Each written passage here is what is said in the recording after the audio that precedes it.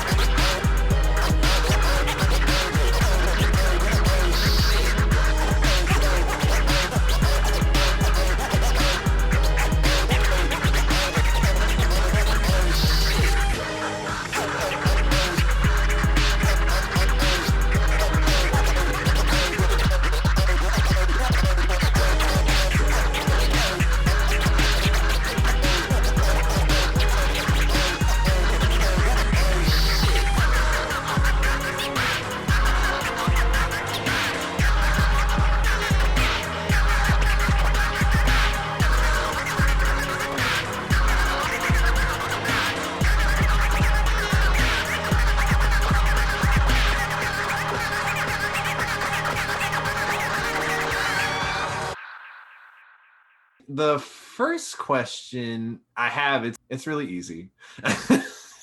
It's just tell me a little bit about yourselves. So I'm Shubzilla. This here's Bill Beats. We are a rapper DJ duo from the Pacific Northwest. We're originally from Seattle. Like, we grew up in Seattle. Now we are south of Seattle because gentrification hit a bitch hard. Oh, wow. So we are now south of Seattle. And we have been working together for 9 years. I'm not sure. Like, the year. Something like that. Yeah. What's time? But we've been working together for 9 years, and we have not stopped because we're friends and chosen family, and we like working together. And we make great music that people enjoy. Mm-hmm. I yell and swear and am a sopping mess on stage. Bill is calm, cool as a cucumber, and tells me that we got this and that it will be okay.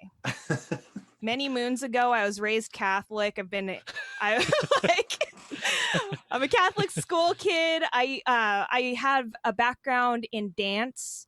And I was a dancer for a couple decades. So ballet, modern, jazz, hip hop, contemporary. You know, I have a little bit of a theater background as well. And eventually wear and tear caught a bitch super hard. So I had to switch art mediums. And I've listened to hip hop since I was a little kid. I've listened to rap, like all that. And I've always been a fan, and I've always been a student to this particular culture and movement. So for me, going from dance to rap, it was a transition, because instead of like moving and like not saying words, now I'm moving, but I'm saying some shit. So it was a bit of a transition. It's still self-expression.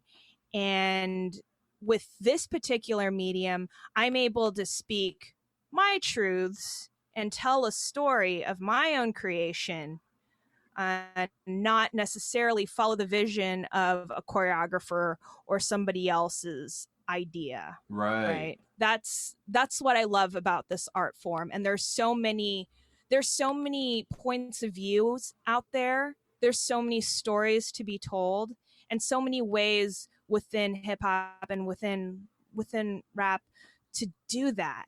And I think that's something beautiful and magical. Also, this shit's American made. This is straight out of the US, and that's something that I think we should be proud of. One of the very few things we should be proud of. Yeah. So for me, I'm the producer, DJ, video person. I don't know. I've always just been in love with creating the back end side of it, right? Like I've never wanted to be the vocalist or anything like that. So when I first started making beats and DJing. Those were kind of my two main things. As I progressed in that, I got really heavy into recording. So just tracking artists like Shubs and a couple other artists too that I work with.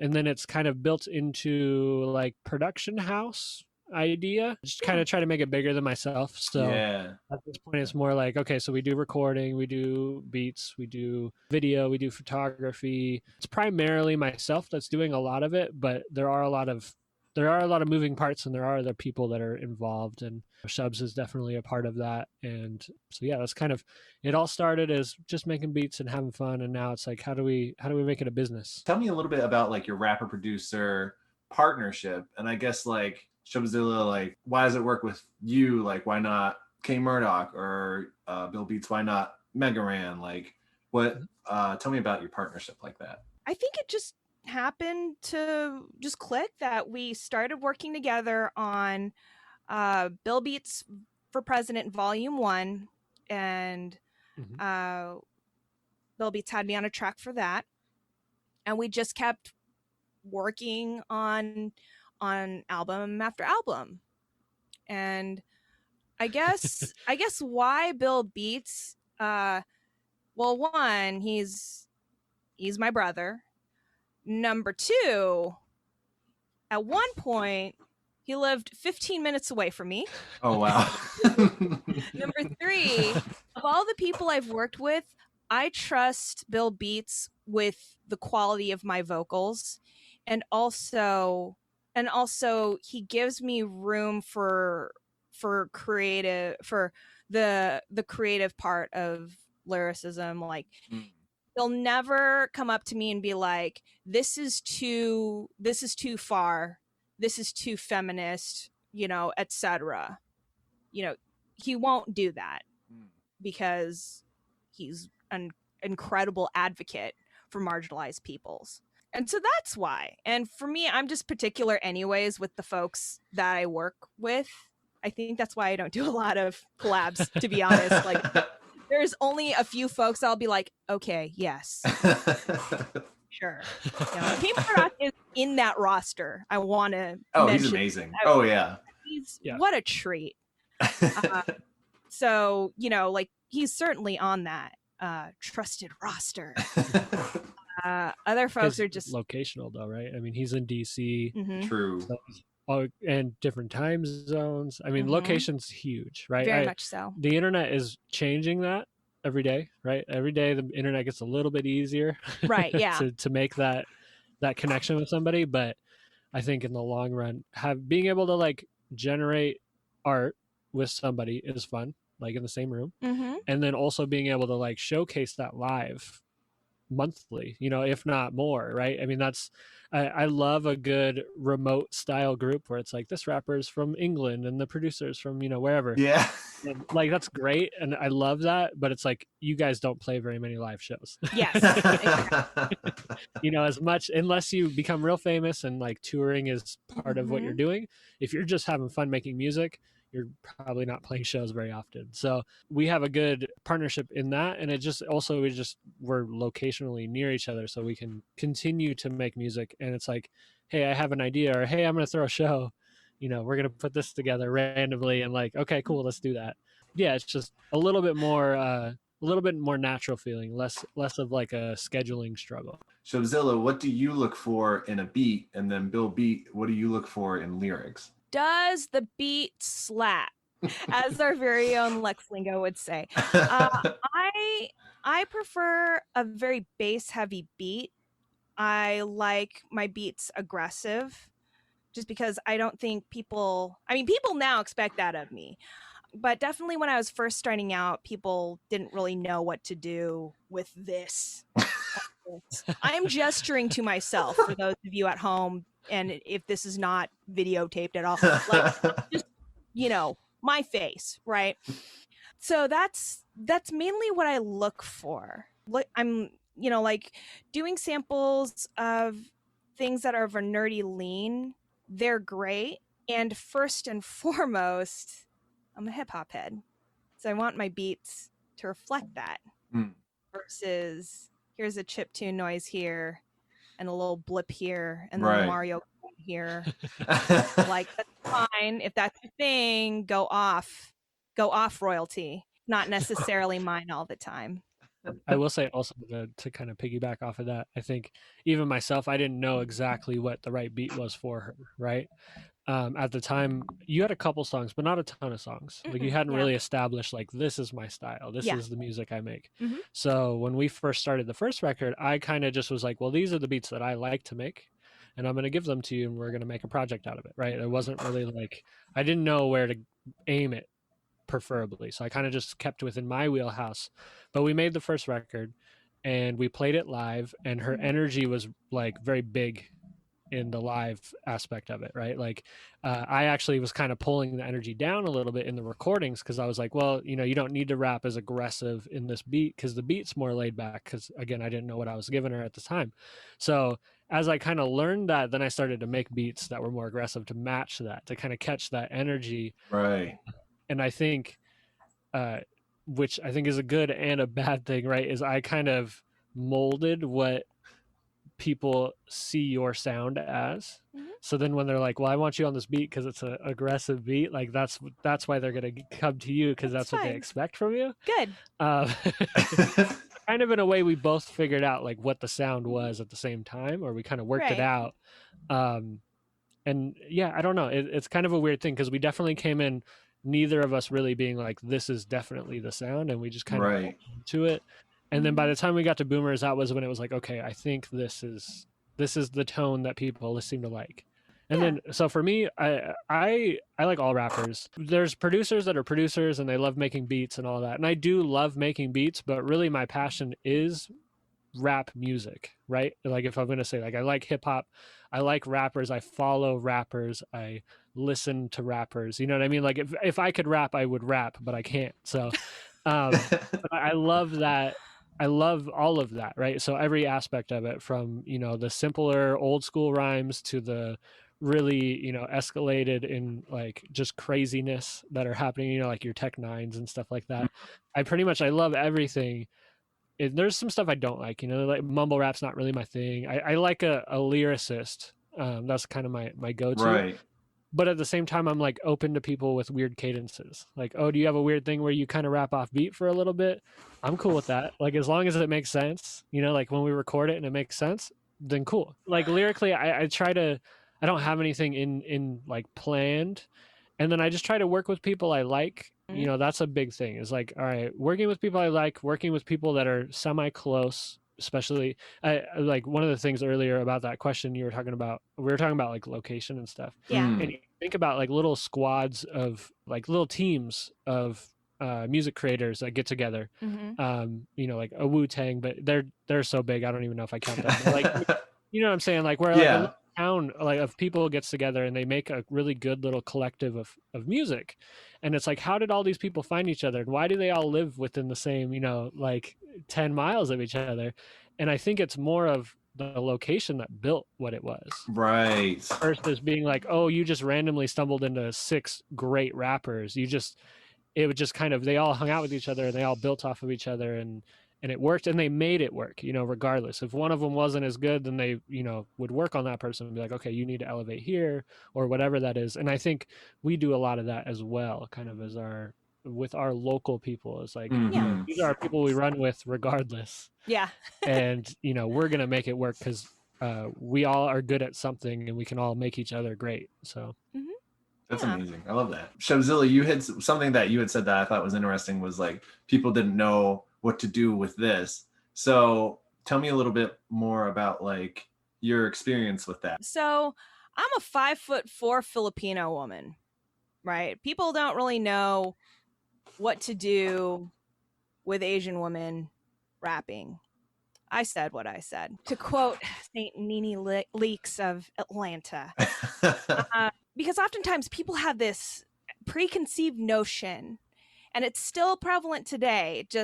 It just comes through hella low key that, okay, Asian women are super quiet, they're docile, they're super, like, they don't even think of Filipinos first when they think of Asian Pacific Islanders. It's usually folks that are Japanese or Korean or Chinese. Everybody south of that gets ignored. You know, so me going in, people didn't know where I would fit, and I would argue that there are folks where that still applies. And so that's where I'm coming from with that, because oftentimes I would get the, oh, I wasn't expecting that from you. Oh, you're actually good. Of course I am, ho. Like, I wouldn't be on that fucking stage, and I wouldn't be working with Bill Beats if I wasn't good. Like, who are you? So, you know, I would get those backhanded compliments and such. So a lot of what I do with what I write and how I perform is just like, it's like maximum aggressive, because people are still under the assumption that that's what they're not going to get from someone like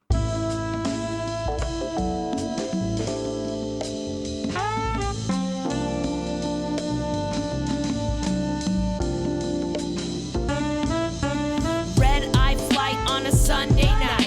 How the month gonna go? Hella dope, that's right. Hopping city to city, Bill Beats here with me. Out on the scene and our tracks stay hitting. But first off the plane and we making the trek. Gate A to gate B with our arms full of tech.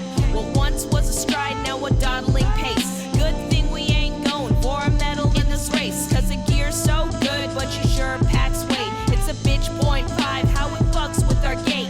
The long march is that long, step by step we struggle on. Gravity one, strain and shuffling along. Strength fade fast, endurance gone. Should've done weights, cause we lacking in brawn. Humble start, step 2, we doing our thing. Who knows what the next 3 weeks gonna bring? Left, right, left, tour and a hike. Lift from the knees so the pain don't spike. Step carefully so the gear don't bend. Hope we get looks by the time the tour ends.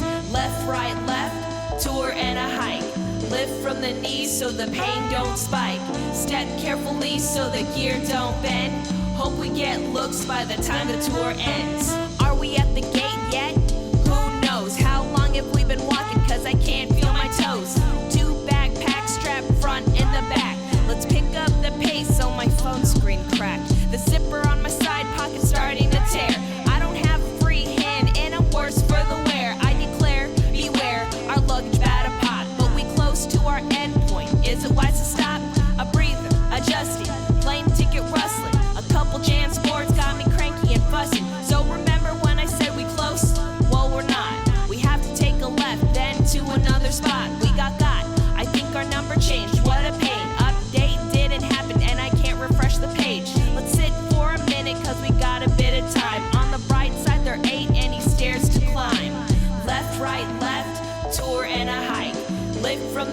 so the pain don't spike. Step carefully so the gear don't bend. Hope we get looks by the time the tour ends. Left, right, left, tour and a hike. Lift from the knees so the pain don't spike. Step carefully so the gear don't bend. Hope we get looks by the time the tour ends. As a listener, so like I really like your music because it kind of reminds me of, I don't know, do you guys like musicals? I do. You do? I'm about to reference a musical. So, Yeah. like, Bill Beats is still like, I think you're still delving into the world of musicals. I'm on that like Sweeney Todd level. And oh, I'm like, nice. Yeah. That's good. I like Sweet.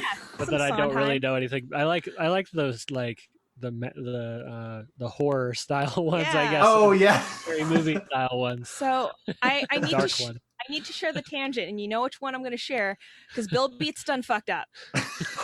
So, like a year ago, my husband and a couple of our other friends, we saw Cats in the movie theater. In the movie theaters. Oh, man. Yes. Now I've seen Cats before, like the stage production, so I knew what was going to occur. I knew what was going to happen. No one else did. And so there was a lot of like cross-faded motherfuckers. Oh, no. I tell Bill Beats about this. I'm like, because he and his wife were about to join us, and I like y'all were busy, and I feel like I kind of talked you out of that. Maybe halfway.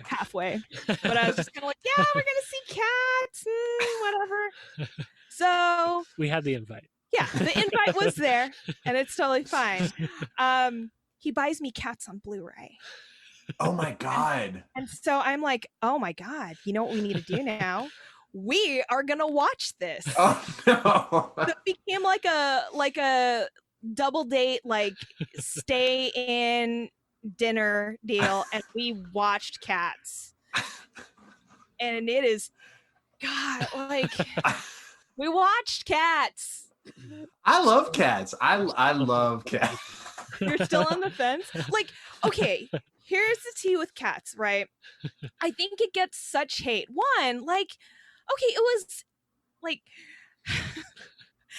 when you base a musical that's supposed to have plot peak denouement, right?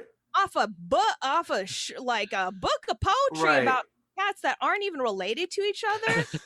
Like, first off, there's your plot. You don't on the plot. Secondly, there's a lot of like actors and theater folks that don't like Cats. And here's my hot take. They don't like Cats because they can't do the choreography. Cats is hella dance heavy. And some of these hoes are like, well, I could sing soprano. Bitch, no one cares. Can you damn. Like, can you do a pirouette? Can you do a pas de bourrée? Something, a chest square? No? Okay, we're gonna have to pass you up. You can't even be understudy because all you did was choir. Like, oh no. And you have to then make it look like you're a cat doing that dance. Yeah. That's a tough one. I mean, it's a very physical show, which I will give the dancers props on that, because like anytime you're gonna do all three threats of dance, singing, and acting, that's a lot of fucking work. Right. And for the folks that are out here doing the damn thing, or at least were doing the damn thing before the pandemics, you know, hats off to them, props, respects, because that is a difficult task, day in, day out, plus auditions for the next thing and so forth and so on. Right. But that's my hot take. Actors that don't dance don't like Cats because they can't fucking hang. That's really That's a really fresh take for me. I like that. I like Cats because it's like, I don't know, it's just like weird. I just like weird, and like it means well, and it's kind of cringy, but it means well anyway. And like, I don't know, I just like that kind of thing. If the songs were darker, I probably would have been more into it. But if the songs would match the darkness of the visual, I probably would have been into it. It was kind of dark. A little bit, visually. Yeah. Well, no, okay, if you think about it, right? Like, and there have been many YouTube video and so forth and so on about it. Cats is a dark musical. It's about a cult. Jellicle cats, and their whole goal is to be voted to die, to go to the heavy side layer in like a. Oh wait, is that's what's happening? Holy shit. They're like, Oh, okay. about being cats and oh shit, the heavy side layer, we gotta go have our Jellicle like stand up, like, and old Deuteronomy is here and they're an old ass cat. Wow. And, I did not read into it like that. I just kind of like was kind of like very shallow with it. Wow. Like many a fandom, old Deuteronomy is chill as fuck, right? Yeah. They're just out there chilling. They're an old cat. They're, you know, the person of ceremonies. It's the fucking fans that ruin it and exclude people like Grisabella for being for doing something different other than being a Jellicle cat. Joke's on them. She got to go to the heavy side there. Meanwhile, these hoes are out here doing their damn pirouettes and decays. Oh my god. But yeah, I have to rewatch Cats now. The vet? So does that mean that they're all at the vet? No, they're still like in that little corner, like the junkyard or whatever. But I mean, is that in their brain where they're at, but really they're at the vet? No. Okay, they're not all hanging out at the vet. No, okay. They're not. They're not like, because it would be a different musical, right? It would be called like The Vet or like Pet Hospital. Pet Hospital. It would be like a medical procedure, which would be amazing. It would be not only dramatic with like suspenseful twists and turns, but it would also be adorable. Think about the meme. Very wholesome, very cute. Very wholesome. But yeah, the musical. Sorry, you're trying to lead us straight, and we went left to the Jack in the Box, sat in the parking lot with some tacos. Stop. And now we're back on the road. I am so sorry. Oh my god. Okay. So, wait a second. Okay, my statement was that your combination for me as a listener reminds me of this lyric from 42nd Street, which is like where they meet. The song is called 42nd Street, and it's about like the higher class people and the working class people meeting at 42nd Street. And then when I went on to like try and get some of the stuff you had written about yourself, you said Noir Grime offers a distinct sound that blends top quality, high end with grit-based low end. And I was like, I don't know. For me, it just reminds me of 42nd Street because it's like, that's what's up. Yeah. No, thank you. No, that's thank you. That's kind of the vibe. I kind of like one of the descriptions I kind of say is it's kind of like Beauty and the Beast. Yes. So it's like you have that beauty of like, you know, that jazz sample or symphony sound or whatever, that high end kind of, you know, crispiness or kind of old school though too. And then you have the grittiness of, you know, the beast, which is the bass and the aggressive drums right kind of coming together. So yeah, absolutely. No, that definitely makes sense. Oh, I love that. And then another thing that I was thinking about when I was listening to your pair was actually from a previous episode. So I was interviewing this group called the Muslims. They're a black, brown, queer Muslim band from North Carolina. Well, you know, they sing about the things that you would imagine a black, brown, queer Muslim band would sing about. So, but they draw people in. They like draw the nice white folk in by sounding by like Blink-182 or Green Day. And then, you know, and then they kind of turn it on them by singing something that maybe would upset the status quo. What I really like about your partnership is like, it's very attractive, common folk. I think with the beats, like the beats really kind of is very friendly and it's very attractive. And then like the lyrics really unsettles some of the status quo. And I think like a really good example of that would be Return to Sender. So do you feel like that's accurate? Yes. Absolutely. So fun to take the piss up white people. Because again, a lot of them are the same folks that will tell me my English is great and ask me where I'm from. Oh no, that's so bad. I'm really from. Tell me I look exotic. You know, all that nonsense and shenanery. So anytime I have an opportunity to call it out, I will mainly do that in my music, because nobody's gonna come on my thread and be like, actually, no, it's not recorded. Sorry, there's not an argument here. My favorite part of doing live shows though, because we have another song called Alabaster, which is fun. So, and I chronicle a couple of times where I've had micro and macro aggressions put upon me. Is sometimes sometimes folks will hear what I'm saying and then look to Bill Beats, who is a cisgender white man. Oh And no. go back to me and if they're silently pleading for him to stop. And it's like, Yahal's done fucked up. He made the beat. He sampled. He made the beat. He recorded me. There was every opportunity you might think where he would say, maybe not. But he didn't, nor will he ever. We do judge the crowd sometimes. We do. If it when we were where were we North Carolina. North Carolina, yeah. Yeah. In front of a crowd that was South Carolina. South Carolina. Okay. Yeah. In front of a crowd that was primarily white, and there was just a vibe. I don't know. You know what I mean? It was just one of those ones where it was like, if we really start yelling at them, they may just not be happy with us. Oh, so really? and that was early in the tour too. Yeah. So we were kind of we didn't want to completely derail the tour from the jump. So I was like, we hold off on this. And then the further south we got, as we got into Florida, it was like, no, we're gonna do this. Oh wow. It's time. But yeah, definitely. I mean, I think that was the first time we had to okay, let's scale back the show a bit. And they vibed regardless. They vibed with our set and such. Mm-hmm. And bless the people that bought Boomers Volume 2 those nights.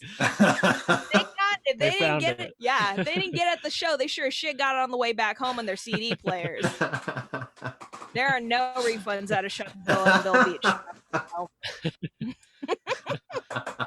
So on this tour, as you're heading south, you're saying some of the crowds, you're getting a vibe from them. So how do you move forward if the crowd is offering rejection because of the content or dismissal or something like that? We've honestly never really had that. Mm-mm. There's we haven't run into that. I'm sure at some point maybe we will, but for the most part, people just kind of accept what we're doing. And I think, it was our first big tour. It was our first time, in South Carolina. It was how do we go about this without completely, ruining this for ourselves right away? Right. We don't want to be on our bad side. Right. But for the most part, we've always done really well. We always play very progressive areas. Yes. And it's never been an issue. A lot of the people that we play with, we tend not to just play with just only white groups. You know what I mean? So there's a good amount of color everywhere. And the audience, it still tends to be pretty white, but they're there and they're progressive enough to be able to accept it. I'm sure there's been times where people were upset or whatever, but I'm sure, but I feel like I'm scary when people hear me. They're like, oh God, I don't want to go near her. Most part, people love it. A friend of mine early on had always said, he was like, if people go to shows, it's because they want to interact, and it doesn't mean that it has to be a good interaction. You know what I mean? Interesting. Sometimes people just want to be yelled at, and they're like, yeah, I was a part of this because I got yelled at, even if it wasn't directly at them. If you're yelling at the audience, they feel like they're okay, this was cool, it was different.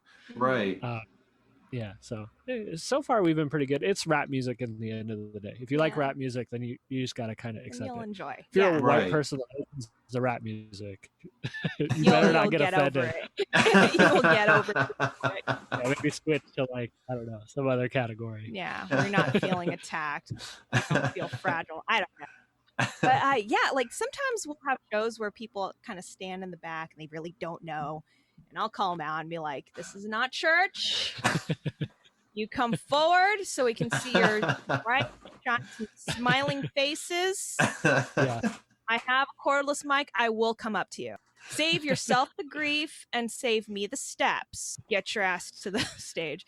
And but I felt like Bill Beats, you encouraged me to do that more. Because at first I was just like, I don't know, I mean, I can be kind of punchy and whatever, but I don't know. And you're just like, nah, get aggro, get mean. And that is all it took. And I was like, done. Northern Florida had a vibe to it as well. It's very different than Southern Florida. Southern Florida, very cool, very different, right? Very much more mixed crowd, right? It was a lot more people of color, Cuban, Hispanic, Puerto Rican, you know, like, and Word. it was a different vibe. But Northern Florida was very white, and I think that was about when we really started like being like, whatever, we're just gonna play whatever. Oh, wow. Yeah. Who cares? But it was still like Northern Florida was still fun though. Oh yeah, no, we had fun like, for sure. Like there are always a few metalheads in the audiences that we perform to, not just during the MC Chris tour, just in general, because you know, metalheads love live shows, and I appreciate them because they are so rowdy, and I'm like, yes, we need more of that spirit and more of that energy here at the rap show. So we have a song called Necklace that we do, and that's very bass heavy, and people just like, and I mean, I headbang to it too, but like people just get whole hog ham into it, and they're just like, yeah, like, you know, this is that song I needed, because fuck catcalling, and also I needed to thrash. Right. So I mean, there's a little something in it for everybody, I feel like, with our sets. Yeah, we're kind of like punk rock rap. Kind of, yeah. In a way. That's awesome. Not always, but not sometimes. all the time. Yeah. Necklace, definitely. Yeah, there's a couple tracks. Yeah, Broken Glass is kind of punk rock too. Kind of, sort of. Yeah. I didn't think about that, but yeah.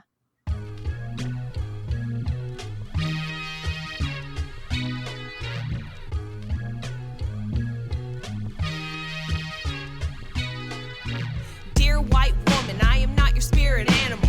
Where do I begin with this fuckery so casual? Appropriating something you don't think's a big deal. The term is for indigenous folks. Are you for real? So you saw it on a shirt at Coachella one year. Spit that phrase like it ain't a thing. You hold them words so dear. Like, how dare someone tell you that you're wrong? White lady tears weaponized real strong. I'm brown and angry. You say that you didn't mean no harm. Hear you clapping back with the pale coat of smart, bitch. You miss a lesson when I'm rapping alabaster. Shut up, stay in your lane so I can get around you faster. You're a lost cause. Go and do yourself a favor. Use that salt for the roast you got so you know what is flavor. I'm a beast on the mic, but how are you not seeing? I ain't your house pet. I'm a fucking human being. I write this letter and hope it gets to you. Postage ain't enough to get my point through. You can't admit that you are an offender. Mailbox full, return to sender. I write this letter and hope it gets to you. Postage ain't enough to get my point through. You can't admit that you are an offender. Mailbox full, return to sender. Dear white woman, be of use, collect your man. Cause he don't understand that I'm packing up the van. I'm fucking hungry and I need my beauty sleep.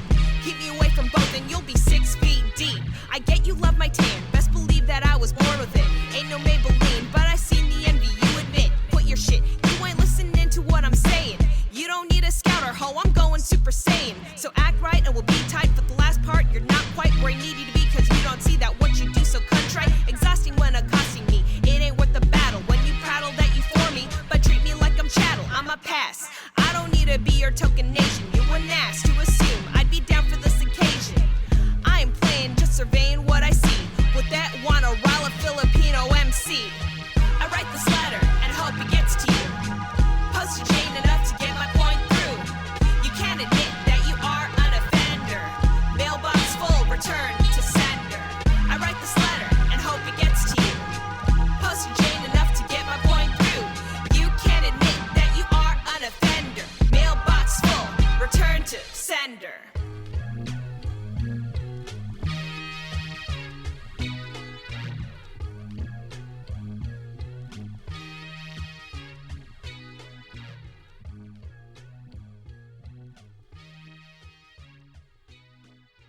Something that I really like too, and it's so like simple, is your like Noir Grime aesthetic. So tell me about this aesthetic. Definitely. So it kind of plays back into the whole Beauty and the Beast thing. Kind of that noir, black and white. I know noir films are kind of like gritty, but there's like that black and white aesthetic to it. Right. And the grime obviously being the drums and the bass and all of that kind of coming together. As I've I just love like noir films and that black and white vibe, and like not a ton of people are doing it. You know, people do it, but it's not real common. I love black and white films in general, whether it's noir or not. Wow. um, and then I also love noir films that aren't necessarily in black and white, right? Like it's still a whole category outside of the black and white. So it's kind of just bringing like the visual to what the audio is. I know we've had a few people that are kind of like, oh, like this name fits this so perfect, right? Right. Because I'm sampling a lot of records which have that crackle in them, right? Which kind of has that old noir film vibe. Right. Yeah. Kind of brings it together. But yeah, no, I mean, really, it's kind of just putting a name on it and being able to kind of isolate everything in one area, right? So I could, because I do videos as well, so it allowed me to create like a YouTube channel and shoot videos for everybody, right? So it's like, okay, do you like Shubzilla and Bill Beats and you made it to the YouTube? Well, then if you liked our page, then you're going to get everybody else that's included, right? It's not going to be like you have to find them all individually. It brings it all together.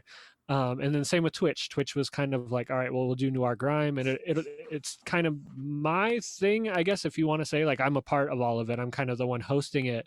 But Shubs is here for 3/4 of it. And then like, Yeah. you know, there's other people as well that jump in. And it just kind of, it's a collective thing for sure. Like that's my goal. Again, because like I'm not a rapper, I'm not a vocalist, I'm not really on microphones often. I'm kind of just the back end. Like I'll just make sure everything works. Right. So I'm like, I'll build this platform, and then everybody that's like, you know, the big, like, I want to get up in front of people and yell at people. I'm like, do this. I will help you. I will build the platform, and then you yell at them. So Worked out great. Tell me a little bit about, like, because I know you sell beats, right? So I do, you make beats. What do like customers look for in beats? Like, what are some of your most successful beats? Yeah, definitely. Yeah. So it's all over the place, and I think it's like any artist, right? Like, you know, you talk to a tattoo artist, and it's like, you know, what do you love to do? And it's like, it's always like, well, when somebody comes and just says, make something for me, right? That's like a tattoo artist's dream, versus being like, I need this little thing and it has to have these little intricate things. And like that's part of their job, and that's what they do, and they can do it, right? Obviously, because that's what they do. But that moment to be like, just do what you want. I trust you, the artist, to create something.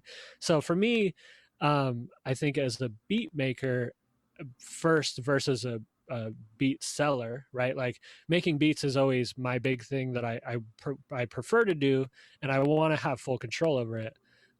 So those are the ones that do the best for me, to be honest. The ones where I'm really in full control, and I make it and I just upload it, and it's like, here's a beat, you can't change it, you know, like this is just what it is. If you like this, buy this, right? Versus the other side of it, where people are requesting something, where they say, hey, can you flip this sample? Or, you know, I'm looking for I already have the song written and I just need something that's similar to this that I wrote it to, that kind of stuff. It's a little bit more of a struggle for myself, but that's primarily because I'm not really like a musician, right? Like I'm not a classically trained musician that writes music, right? I just make beats. So navigating that's a little bit harder for me. But I do pride myself on being able to pretty much flip anything, right? So like you can pretty much throw anything at me and I can figure it out. I can make a beat out of it. It may not be a perfect beat, but I can turn it into a beat, which is kind of why, like, that's kind of what our Monday stream was before we were doing VPC. It was very much like, you know, anybody in Twitch on the chat, like, send me a link to something and I'll download it and I'll try to make a beat out of it. So I do love that as well, right? But for me, really, my big thing is like, if I can just make beats and sell them as is, as like an art piece, like as if I was painting this, and it's like, all right, this is my concept. Right. If you like it, buy it. If you don't, you know, don't buy it. Yeah. Right. So yeah, just kind of in there. That's where I think it does best. I'm also not kind of going back to being a beat maker versus a beat seller. I'm not in love with the concept of selling beats all the time. Like I would rather just make my own CDs and release them and sell music, right? Like go the regular artist route. But at the same time, I do understand the other artists want to pay me to be able to rap on those beats. So right. like, yeah, if you're going to pay me, sure. And then I really enjoyed your battle with K-Murdock on Mega Ran's channel the other day. So tell me a little bit about like competing. I don't know, maybe it was less serious because it was like maybe, or I don't know. But tell me about like competing and like bringing beats to something like that. Yeah, definitely. So yeah, these battles are all kind of laid back, right? There's no money or anything like that. There's no prize or anything. It's more we're just having fun making beats. It's still nerve-wracking right? Being judged. I always feel like my hands get really cold and like I just get real sweaty just because it's like, you know, I'm in my own room, but I'm still having to listen to everybody, listen to my beats and like judge them. But really like preparing for it is fun. And then it's also again nerve-wracking. It's like both sides. Like I'm having fun making it, but then I'm also like, oh, I have a time constraint, and like you really start to second guess everything that you do. Right. Like you make something and you're like, oh, this is really cool. I really like this. And then you think about it and you're like, but is it good enough? You know what I mean? Is it going to be better than what they do? Because that's the whole thing. It's like it has to be better than what the other person does. I had actually had a beat that I made. What was that? Like Plastic Love. I flipped Plastic Love. And I was like, this is really cool. It had a vibe to it. It was real like soulful. Mm-hmm. And it had this like kind of 80s-ness to it. And I was like, this is cool. I'm going to submit it. And then Shubs came over and I let her listen to it. And she's like, it's okay. And I was like, okay, I'm not submitting it. Like, all right. You liked it, but you were like, maybe not for the battle. That was the vibe. Oh, wow. This is a great song. And, you know, you could write a great song to it. Because, again, that's the other thing, too, is my production style is very rapper-based. Right. I make beats for rappers. Like, I'm not really the producer that's out there just, like, trying to make the craziest, you know, change-ups. And, like, I'm kind of building songs for rappers to rap on. Mm-hmm. So sometimes I go real heavy that way, and that's not the best for battles. So yeah, so like, you know, you kind of, for me, it's like I warm up a little bit. Like I'll throw something out and be like, here's a first draft. And they'd be like, no, that's not good. Move that to the side. And then the next thing I'll make will be the one that I'll be like, okay, I figured out the groove of it. Make the rest of them and kind of put them all together. And yeah, and then battle. So I'm not really a battle producer. Like these are really the only battles I've done. I did one other battle like, 7 years ago? Yeah. Like way back. Yeah. And I got dropped from the first round immediately. Oh no. 15 producers. It was I think they just lost me in the bunch. I went like second out of 16 and I didn't make it to the next round. And I think I just I liked my beat. I thought my beat was good. I remember your beat. Yeah, it was great. I think it was just I feel like they were just looking for something specific. Yeah, they changed the rules in it too. Like originally, well, not change the rules, but it was kind of one of those things where it was the first time they were doing a beat battle where you could bring your drum machine. Before it was like you brought your beats and you played your beats. Mm-hmm. And that was the first one where they were like, well, bring your drum machine and then you can play it live. And at the time I didn't do a lot of that. So I was like, I just have my laptop and I felt stupid because everybody else had drum machines. And I'm sure that's part of why I didn't, you know, advance to the next one. But yeah, so anyways, to a long version of that is I don't really battle. A lot of this was put together by Subzilla on Twitch. He's a big fan of our stuff because when we were on tour, when we were in Oklahoma, we ran into him and he was just a big fan of us through, you know, just hanging out with us on Twitch and just chatting with us. He was following other producers and realized that a lot of other producers talk a big game, but you know, but he was watching us make music, right? Because we were right. He was sending me samples to flip, and then he was like, "Well, what if you battled these other people?" And I was like, "Sure," you know, like I'm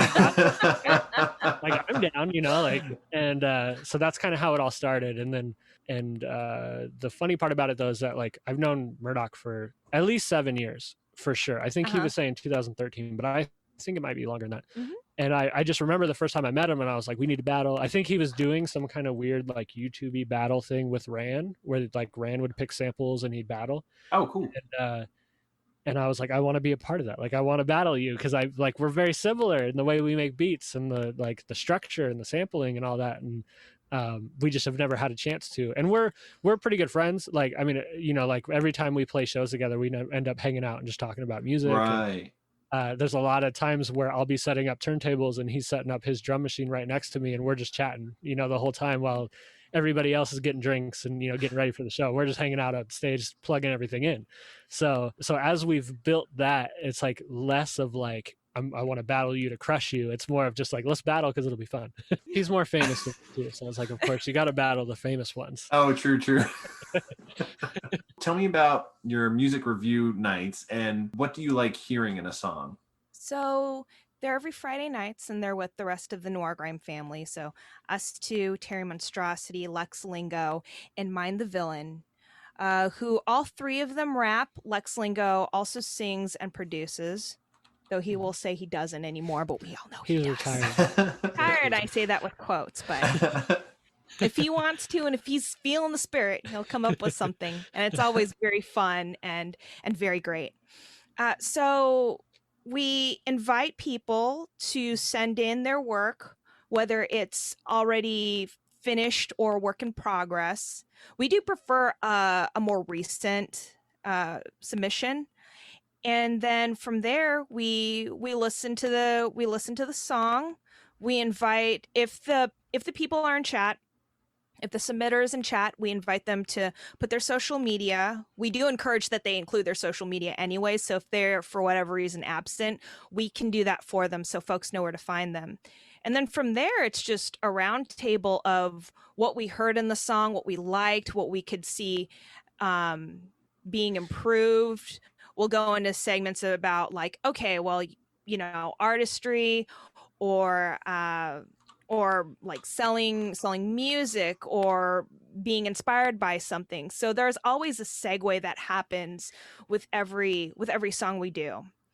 And I see this, and I'm speaking for myself here, I see this more as like a peer review, right? So like if we were all in school and the teacher was like, pair up and, swap drafts, and the other person, read and critique what your partner has written and give them some feedback. Yeah.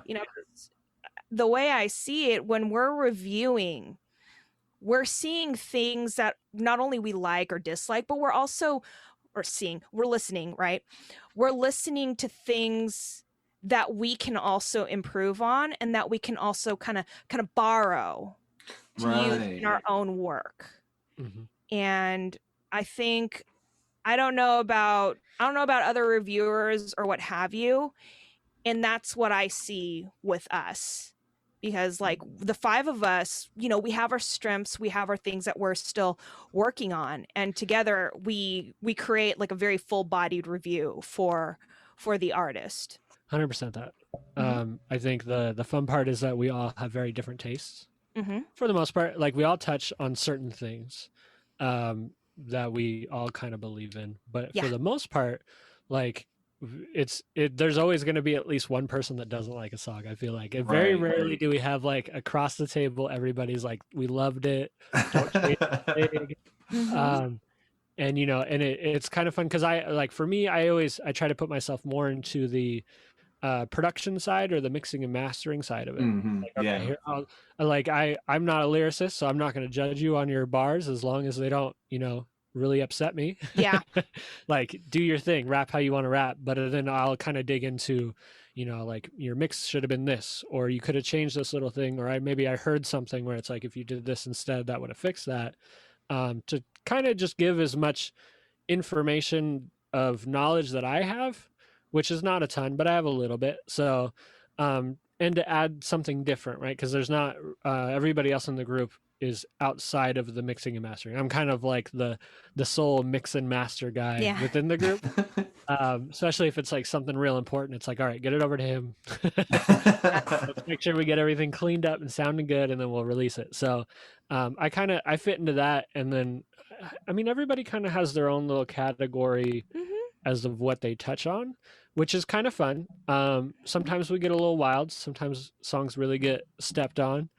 But at the same time, it's like we want to build a community that's very safe and have anybody come through and submit songs, but we also kind of from day one, it was like nobody's necessarily safe. Right. Like if you submit a bad song, we might tell you it's a bad song, and you know, if it's a good song, then that's great. Then we'll definitely push it. But either way, we're going to support any of those people, you know? So Right. like, say you come through and you submit a song and it's not good, that doesn't mean that you can't still post your social media, you know, like definitely who are you, you know, post who you are, because maybe somebody in the chat loved it.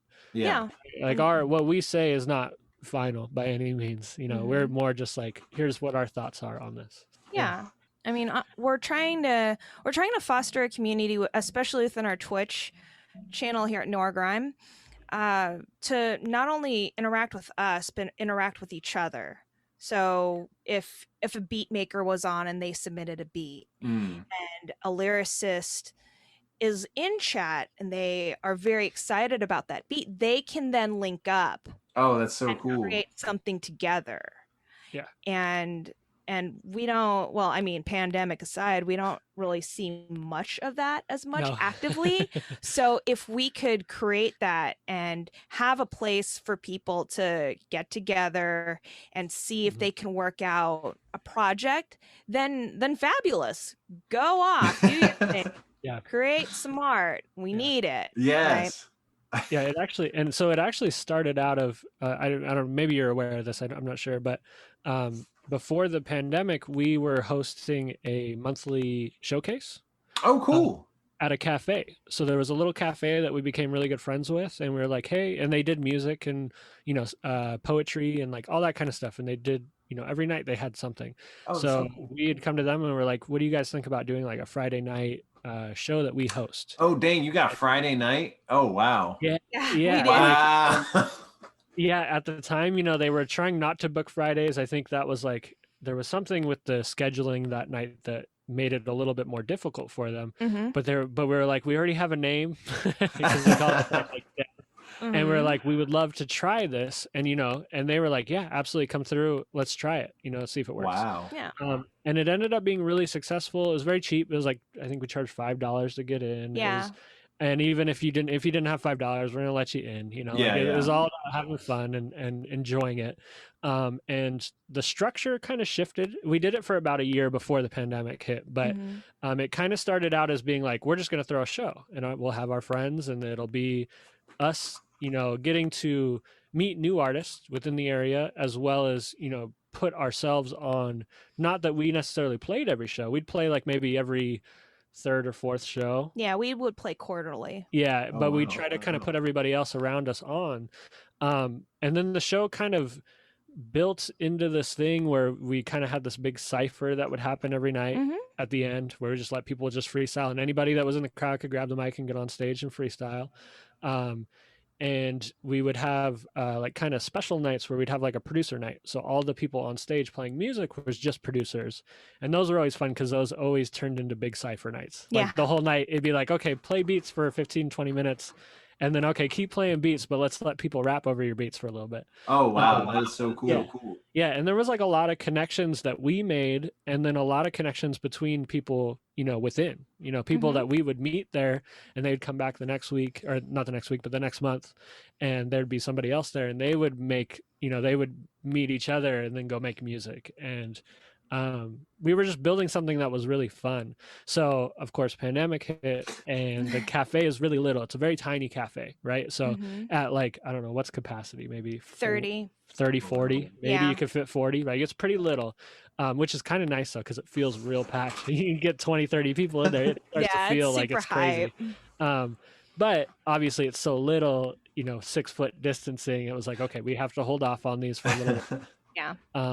And we started doing like some live streams at home, and then that kind of turned into the Friday night reviews. And then we just like, well, we'll do them weekly, right? Because we don't have to go anywhere. We don't have to get in the car. I would get in the car to get over here, but it's all on the internet. So Yeah. that's kind of what it's converted into, and we'll kind of see, you know, like that's the question is, okay, what happens when Friday night gets down and it comes back? Right. Probably one of the nights that month will be the show night, and then, you know, the other 3 will be the review nights, or Yeah. we're not something sure. like that. It could shift days. It's all, you know, we're all having fun. There's no contracts. we're not like a paid television network that's like due date. Like we just, if one of us isn't feeling it, we'll be like, all right, let's take the night off. You know, like it's just for fun. I gotta give a shout out to DJ Rockman because he is actually the founder, the original creator of the Friday Night Get Down in Austin. Whoa.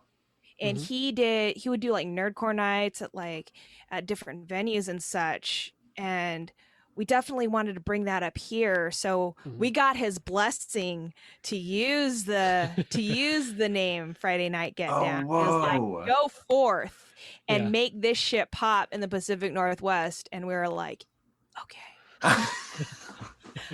And he's fam, you know, he's a delightful human being. Anytime we're in Austin, we usually will stay with him. Both him and I are hookah fanatics, so you know we'll have ourselves a good smoke sesh. Bill Beats partakes in none of that. Oh no, he is around, and I smoke enough hookah and drink enough for the both of us. So, one thing maybe you already answered this, but one thing I wanted to ask you was like back to reviewing music. Like I'll never forget like the first time I heard Lady Gaga's Bad Romance, I was like, what is this song? I don't like this. I don't know. Like, I don't know what she's doing with this. And then like it grew on me and like I had to spend some time with it. So I guess like as a reviewer or like a reactionist, you hear something one time and then sometimes I always wonder like, oh, well, what would you think if you like listen a couple more times? So how do you listen with like open ears? I don't. You know? I don't like, because as we've been digging into the VPC, which was this competition that we've been a part of for the last 10 years. They do them every couple of years. Yeah. We've competed in these. I've competed with other artists, like teamed up with other artists. She's teamed up with our other artists. We've also teamed up together one of the years. And just listening to at the time of the challenges and at the time of the songs being released, I personally I just hate everything. Because I'm in the competition, right? Like I'm a part of the competition, so it's like everything else is so bad to me. Oh no! From like I'm just judging it immediately. But now that we've been going back and listening through some of it, like we've been kind of like on Mondays we go back and pull up one of the years and just listen to some of the songs. It's like these songs weren't the worst. They're not amazing, right? You know, because everybody had like a really quick turnaround time, and you have 5 rounds within every 3 weeks for each round, I think was the time frame. And people get tired and they start to burn out through it. That's the hardest part. It's just completing through every challenge. That's the hard part. It's a marathon. But like going back and listening, I realized that I was very harsh the first listen, and I think that's because I was a part of it. So saying that and going into current reviews, I don't trust anything that I'm really like. If I like it, I like it. If I don't like it, it doesn't mean that it's wrong, because it might just take me some time to figure it out. But I've learned that my first listen is not always the best. Because that Lady Gaga song, I'm not a fan of Lady Gaga, and I hated that song. But that song is super catchy, and like you hear it once, and then you're like, well, now this is stuck in my head. Right. So like I get it. Like I wouldn't say that it's like on my top list of songs, but if I hear it come on, I'm not like skip, because it's grown on me. Probably a lot longer, because I like actively tried to not listen to it, right? But the more you hear it, it just kind of grows on you, and then you're like, okay, I get it. I get why you make a lot of money. You are good at what you do. When did that song come out? Like 2008, 29, 2010. Okay, so I think that was about the year I came out as queer. Oh, cool. And that song like hella like, I mean, it hella like sat with me.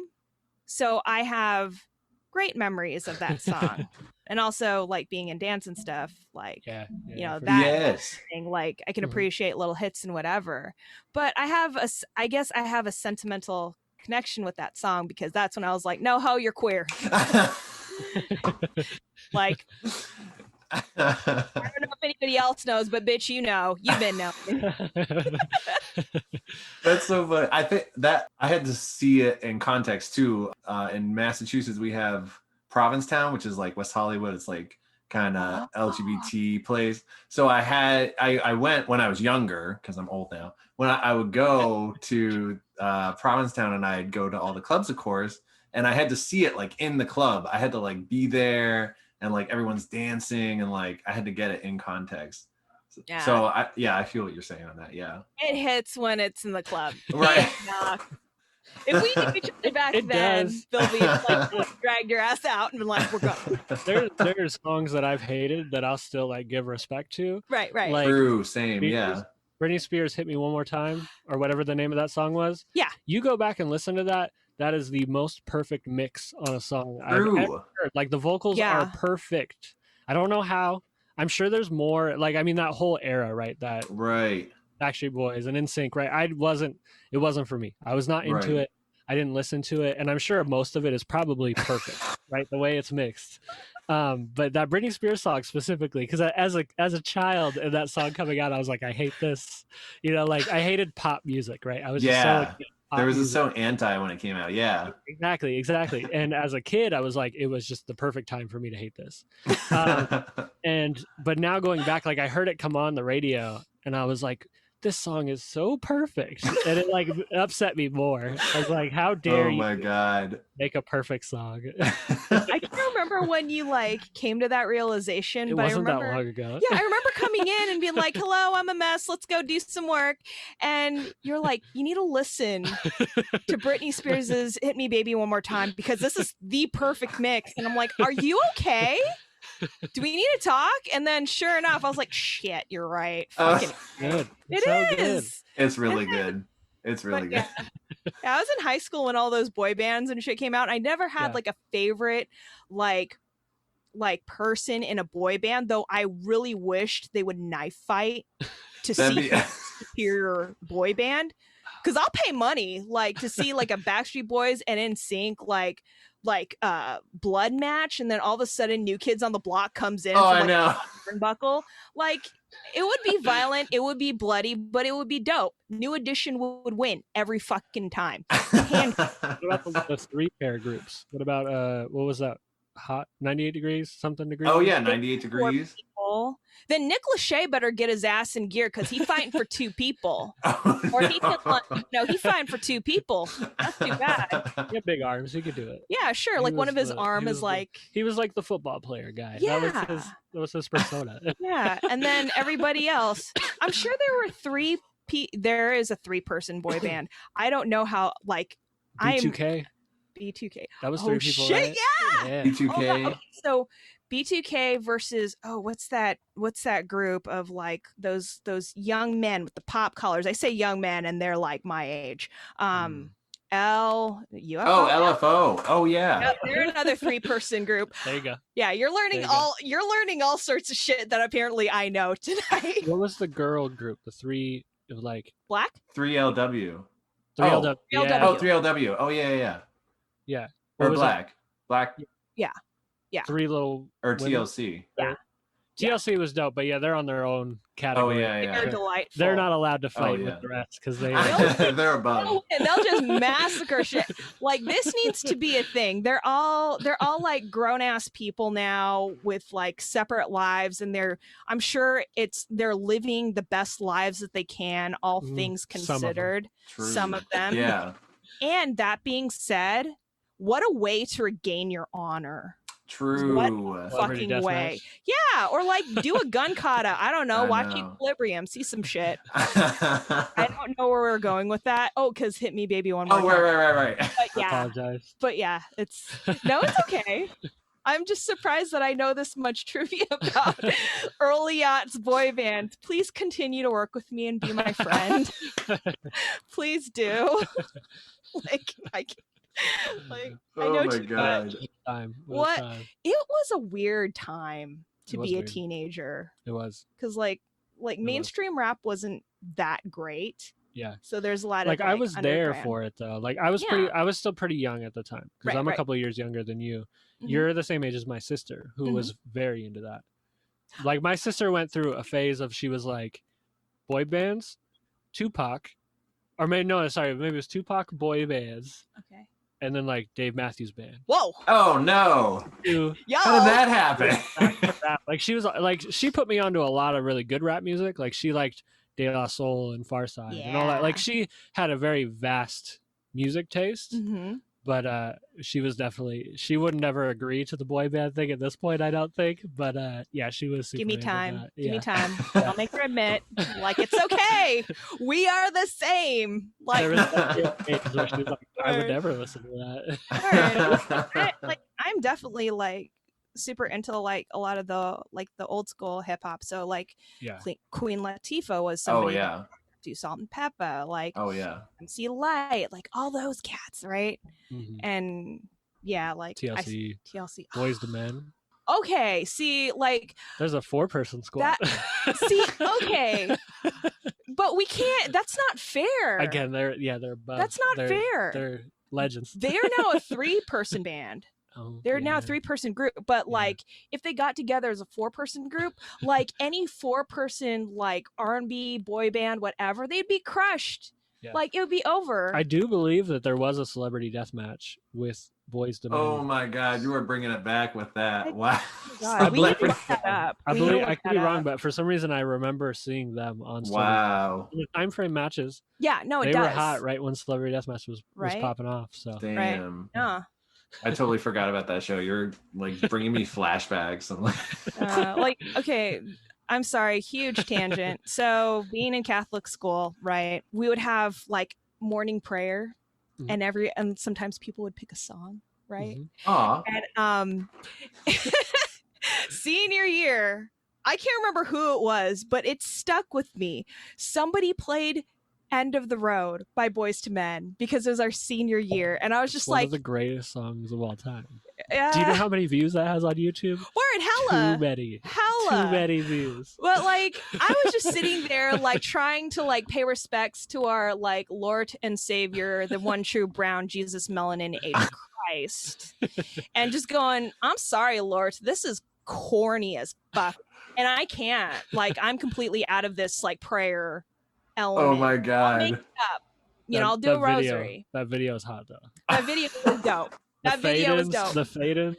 I mean, endless fading. Yo, everything is fading in and out. It's amazing. It's great. It's great. Sorry. That was another far left into the Jack in the Box to Carl's Jr. and then back. Like, I'm sorry. That was the snap era where you had to snap. Yeah, there was that breakdown. It's like, oh my God. With the body roll.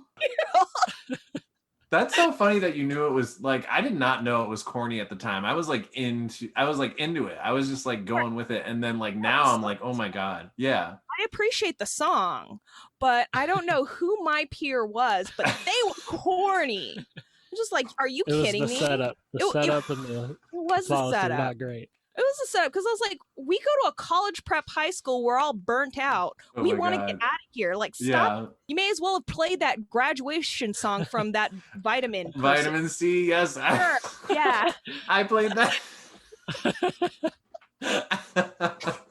Yeah, they played the death song. It's the song you play when somebody dies, which is why it has so many views on YouTube. Okay, to get really morbid, if I were to like unfortunately pass on before you, can you play that song? Like, just Absolutely. have some play. Everybody has to do the finger snap with one hand though. Yep. One hand in their pocket, one finger hand snap along. Or a soul clap. I will also accept a soul clap. Oh my God. Yeah, okay, I got you. Yeah, and if Lord forbid, if somebody hits that on the 1 and 3, you slap them. Oh no! They're ejected from the rest of the funeral. They're done. Like, just go 1 and 3 on Shubs' final day. Get out of here. She's gonna rise up from the dead and be zombie Shubs and hurt everyone. I can see your mom already just in a pedestal, crying. And everything just snapping along to the song. And her just being like, I really like this song, but why are you all doing this? But sad. Yeah, it's like the worst. Yeah, exactly. So that's a thing. It's now on the internet, so you now have to do this. Okay. I will put in my last will and testament. It will be notarized. There's no. I got you. We'll get the whole Boys to Men playlist going. Oh my God. Please and thank you. You're the best. It'll be the New Jack Swing in there too. The early when they're all in white, the white jumpsuits. Yes. Because you have to have a little bit of that. Oh my God. Yes. Okay. Motown Philly. Yes. That's key. Yeah.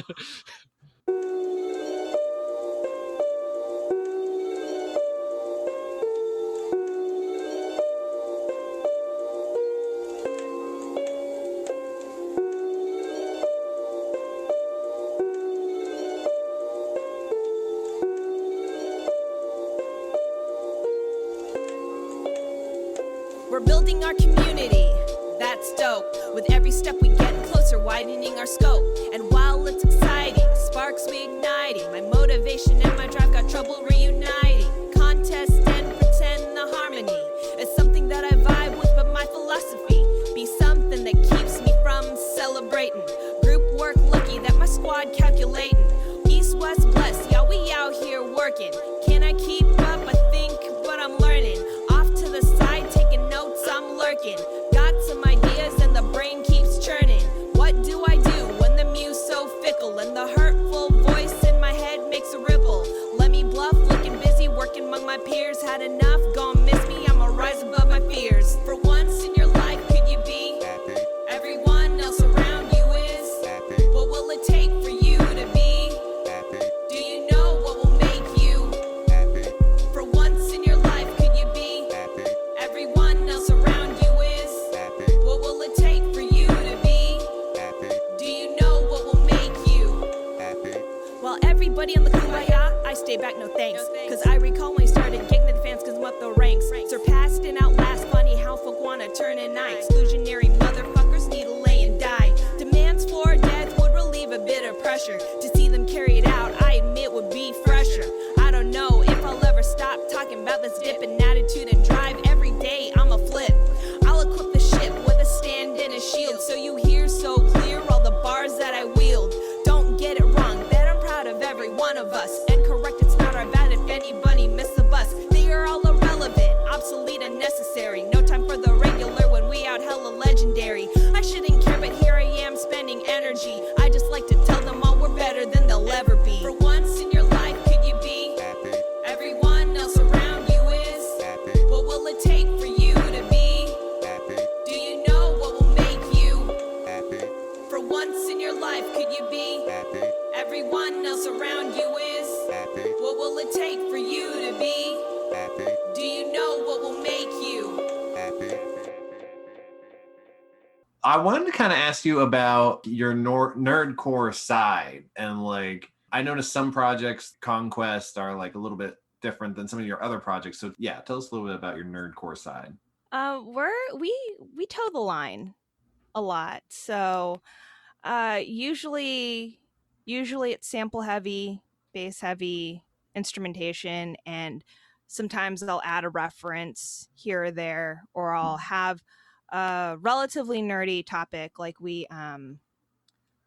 Frank Lloyd Wright from Dinner and a Movie was about just getting lost in the internet, which I think is I mean, it's very much like an everybody kind of thing, but specifically it's kind of a nerdy thing when you get just sucked down the rabbit hole of Wikipedia, and then, right, you know, you're 7 hours later. So we tend to kind of flip back and forth and what have you. We have done stuff like Hello Kitty swag, where it is very much about like collecting all the things relatively Hello Kitty, which is what I do. There is a budget for it. And the Conquest was one of those projects that was just like, here's your fucking nerdcore. Okay? Like, a little bit. Here it is. Right. We did a nerdcore album. Subscribe to the Patreon. Right. Buy beats. Yeah. Knock it off. Well, a lot of it too is like, you know, within the community, they know who we are. Yeah. Right. Like, it's less of like, you're not nerdcore enough within the community, but it's more of like some of the bigger like video game conventions and stuff like that look at our content and they're like, I don't know if this fits what we're right. 100% makes sense. I get that. Yeah. So same. You know, the Conquest kind of was us being like, well, let's do something that kind of plays into that. We're going to do it our way. Like, we're not going to just, you know, go in and just talk about the game. Like, we're going to make our own songs, but use elements of the game. Right. And I think it was beneficial. I think Agreed. I honestly I think that's how Chris found us. MC Chris was off of that. I don't know if he would have found us otherwise. You know what I mean? He may have looked at our other records and been like, I don't know if this fits. Where that one just made sense. I think I believe I think when we talked to him, he said he'd listened to that record. Yeah. Him and his wife had listened to it. Yeah. Oh wow. Yeah, So, they enjoyed it. so that I mean for that that worked for sure. And then if you go back in history, I worked at a call center, and I was friends. One of the supervisors that worked there was a rapper.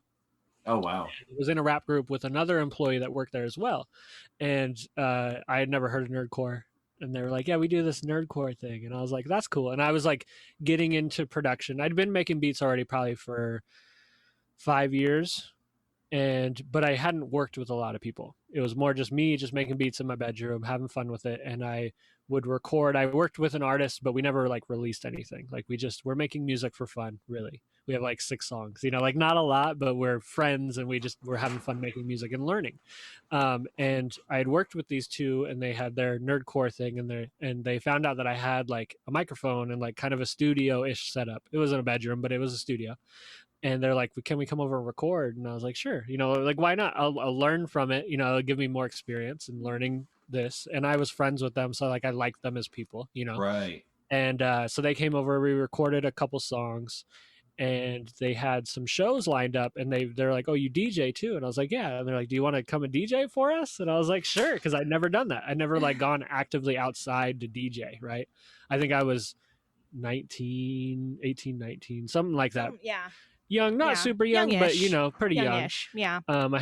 I hadn't worked on any music with anybody that was playing shows, right? So I hadn't had that experience. So I was like, okay, cool, let's do this. And then I kind of just became the third member of that band, and we did 3 albums and a bunch of EPs, and a lot of my learning was in those years of working on that. The group's called Death Star was the name of it. Very nerd cool, right? And their whole structure was, they loved MC Front a lot, and that vibe of just making music. So I think that a lot of what they did was really good because they were on the other side of nerdcore. Instead of just being a character in something, they're like, we're going to write it from our point of view, or come at it from a different angle and write a song about that and just be in that situation. So they were doing a lot of cool things. I was adding more of the hip hop element because I grew up as a hip hop kid and I liked rap music. And again, nerdcore was not on my radar at the time. So when I came in, I was like, well, I'm going to do these things then. Like, I'm not going to make beats that are the same as MC Frontalot beats. I'm going to make my style of beats and you guys work with that. And I'm going to scratch and do DJ stuff and keep it very like boom bap, hip hop, whatever you want to call it, like my style of hip hop. And I think that was good for that group because it really made us stand out from the rest of the crowd, right? We weren't doing the typical nerdcore thing, but we were nerdcore. And I was within that community and I kind of just became like, people knew who I was. I was one of the very few DJs in nerdcore, right? Like that was like a hip hop DJ that could scratch and do all that kind of stuff. So a lot of the community looked at me like, oh, wow. Like this is somebody that's actually doing it. Like they're not just playing beats from a laptop, or they're not, right. I wasn't like a party DJ. Like there's a good amount of like nerdcore party DJs and that's like people love them, but I was like the artist style DJ. So I had built kind of people recognized me within the community. And then when we started working together, it was me being like, well, I'm not the biggest fan of nerdcore at the end of the day. Like I love the people, right? Like everybody that we've kind of built relationships with, like they're great people.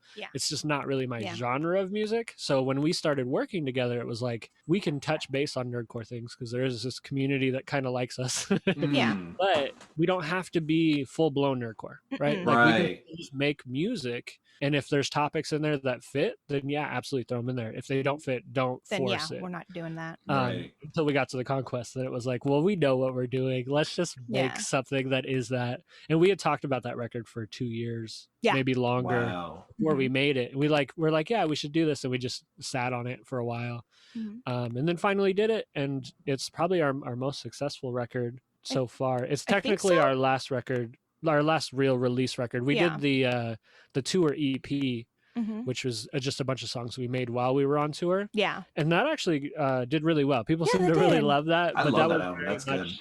Thank it you. was kind Yeah. of the beginning of what our streams are, of us just like, okay, I'm gonna make a beat, you're gonna write to this. It is what it is. Like, you don't have time to sit and think about this. I don't have time to sit and figure this out. This just is what it is, and we're gonna make these while we're traveling. But really, the last record that we did was Conquest, like official release in studio, if you want to call it. I don't know, whatever you want to mark it as. But it was really successful, and I think that also plays into just what we were building as well. I don't think it's specifically content, but the content did definitely put us in some places that was helpful. So as we move forward, we'll probably do a couple more of those, but we just want to make sure that it's very like genuine, right? Right, That was a right. game we loved, and I mean, like she said, like she had walked down your it was your song for your wedding. Yeah, to Sticker Brush Symphony. Yeah, Aw. so it was like the song, like everything in that game meant something. So I was like, okay, let's do that. So as we move forward, we're gonna try to do that, right? I think you see a lot of music within nerdcore where it's like, oh, what's the hot thing right now? You know, like, oh, there's a Star Wars movie, boom, here's a new Star Wars song, and that's great. And I'm not mad at that. We will make better music if it's something we're passionate about at the end of the day, because we can make, throw together songs and people seem to like them, but I don't know, I like having like that connection to it. So yeah, same. And I think people will hear that. Like our last single, Golden. I mean, myself and Triple Aaron, my husband, we're huge fans of JoJo's Bizarre Adventure.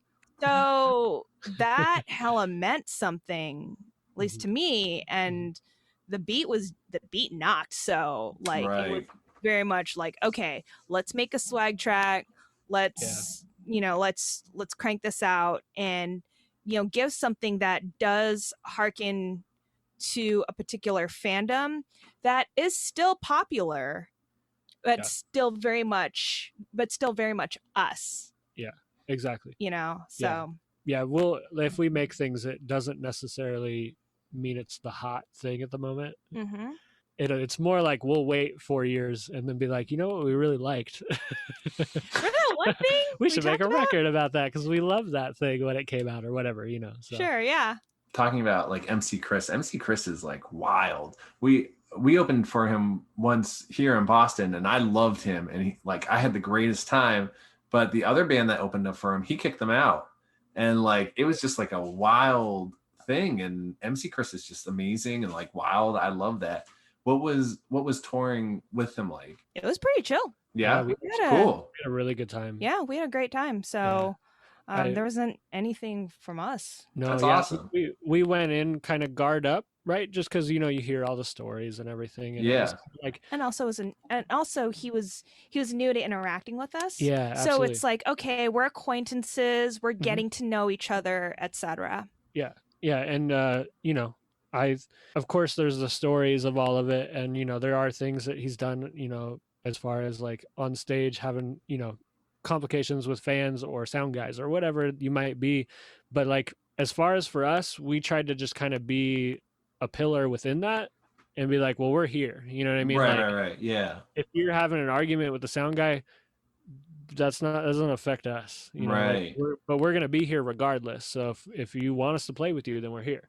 And I think he liked that. He liked having, like, we were always tried to make sure we were on time, if not early, to all the shows. He didn't have to like track us down or anything like that. We tried to make sure that we were very much like on our game. So whatever our schedule was, we kept to that, and not get in the way, and because at the end of the day, we were his guest. He brought us as a guest, and so you have to respect that. And luckily he seemed to like us, so it worked out. I think people clash regardless, right? You are, and I think when it comes to business especially, that is his job, and it's less our job. We want to get to that point, right? But at the same time, we know that like this is how you make your money, this is how you make your living, and we're here to support that.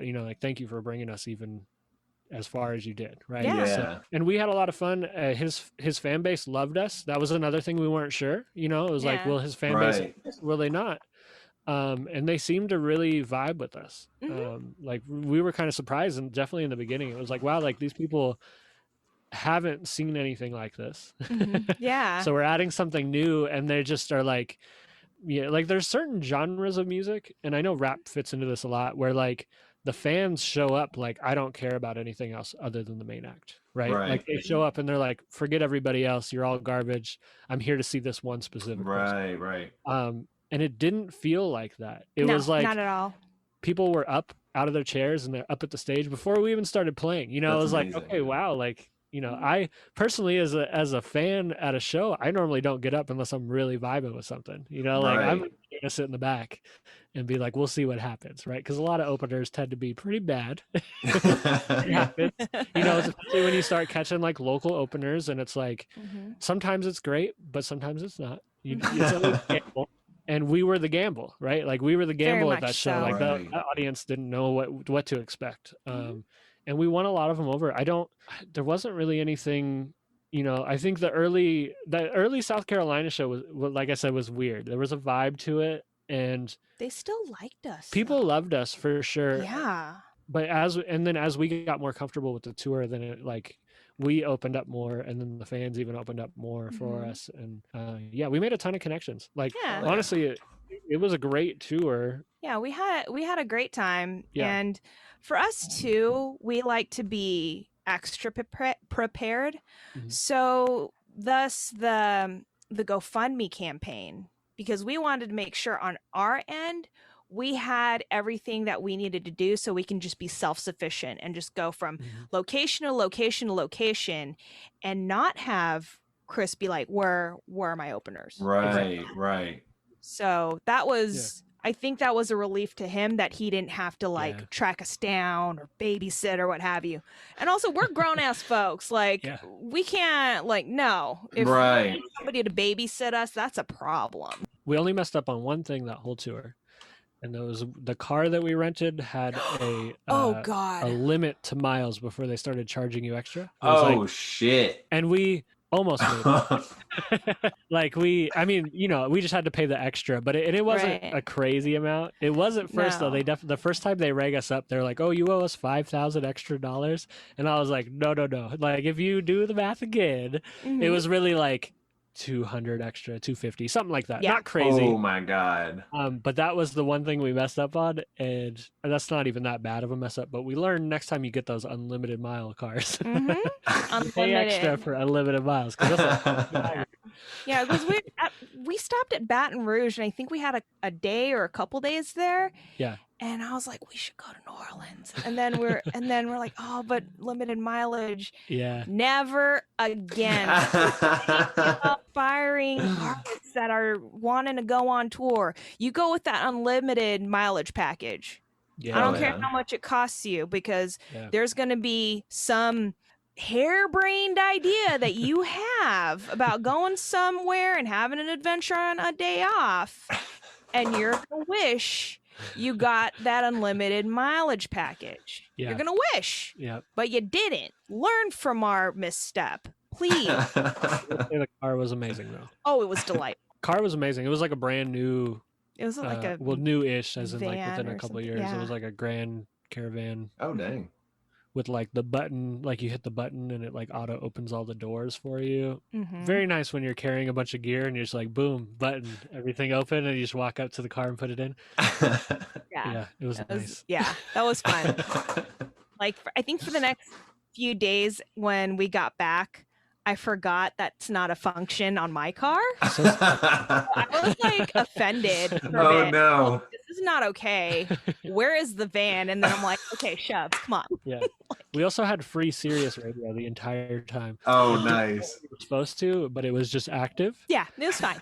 And I was really confused at one point because we were on LL Cool J's station, and I think we were coming through somewhere North Carolina to Atlanta, and I was like, this radio station is so good out here. Like, why don't we have this where we're from?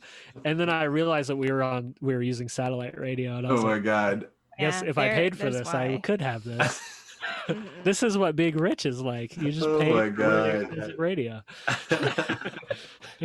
One day. One day. It's only like $30 a month for radio.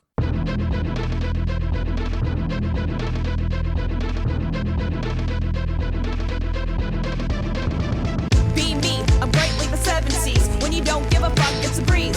Set sail, better come aboard. I'm a ghost, stealing booty from a lesser host, who you know. I'm the type to be chill, run the gym, I got my eye on. Be by the side of a scion. Zilla rep all day, and I say, I ain't shit, cause I get my way, or the highway, bitch. That you wanna know, how unlike me, got that flow. Ain't no secret, I've been working. Target luck, you circle jerking. Full speed ahead, and I'm breezing past. Can't beat me when you at half mast. Lord at my side when I'm on a conquest. I skip mess, but a bitch stay blessed. Yeah, I'm a brag cause I got it in the bag. Bitch, they thought. Don't need a fleet cause you can't catch me. Bitch, they thought. I got shit, better shoot from the hip. Bitch, they thought. Hoes wanna try, but they all gotta die. Bitch, they thought. Now honestly, has it dawned on me? These hoes can't stunt, I'm a offering. I'm a triple threat, they need Percocet. They lust in you, but I got a ring. Got a jealous streak that ended long ago. Well, I thought one sweat, you ain't bout the hoe. Far as it go, I'm a blast from there. Don't need a plane to walk while they in the air. So line them all up, I'm a one-woman firing squad. Solo-rated motherfuckers call this bitch a lightning god. Praise me, scared so they wanna call me crazy. Maybe they right, but they can't ever faze me. They lazy, I'm hype, I don't need reminders. Tongue-tied right while I tear up a cipher. Yeah, I'm a brag cause I got it in the bag. Bitch, they thought. Don't need a fleet cause they can't catch me. Bitch, they thought. I got shit, better shoot from the hip. Bitch, they thought. Hoes wanna try, but they all gotta die. Bitch, they thought. Getting back on topic, y'all, I'm out here and I'm hella dope. Looking at my path ahead, got myself a telescope. Not gonna stop or slow up, bitch can throw a little shadery. I'll take it as a compliment, attention come from hating me. I ain't mad, I welcome it. Sky rain, mad gold when I step to spit. I don't quit, they ain't shit. I don't need dead weight, I'm a battleship. It's about high tide, and I wanna take a ride. Can't run or hide when I pop a dead eye. She's sinking, I'm drinking, run my way there, ho, and I'm fit to slay. Yeah, I'm a brag cause I got it in the bag. Bitch, they thought. Don't need a fleet cause they can't catch me. Bitch, they thought. I got shit, better shoot from the hip. Bitch, they thought. Hoes wanna try, but they all gotta die. Bitch, they thought.